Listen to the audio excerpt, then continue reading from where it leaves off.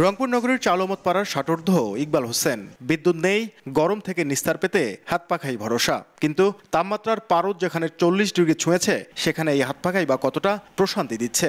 ঘন ঘন লোডশেডিংয়ে এখন নাকাল অবস্থা জনজীবনে। আমি অসুস্থ মানুষ, ফ্যান না থাকলে আমি থাকতে পারি না। কারেন্ট আসতেছে যাচ্ছে, খাইতে পারছি না, ঘুমাইতে পারছি না।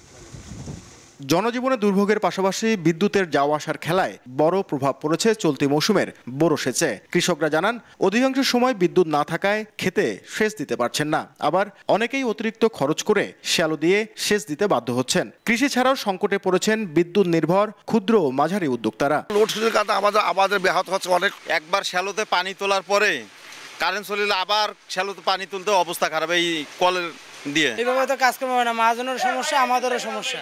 আসিয়ে মনে করেন বসে থাকা লাগে। নাগরিক সমাজের প্রতিনিধিরা বলছেন, কুইক রেন্টালের মতো প্রকল্পে অর্থ অপচয় না করে সরকারের উচিত দীর্ঘমেয়াদী প্রকল্প হাতে নেয়া। বিকাশে কম খরচে ক্যাশ আউটের লিমিট বেড়ে 50,000, প্রিয় এজেন্টও 2টা। কৃষকদের সেচ কাজকে মাথায় রেখেই সরকারের নিরবিচ্ছিন্ন বিদ্যুৎ সরবরাহের ব্যবস্থা করা উচিত।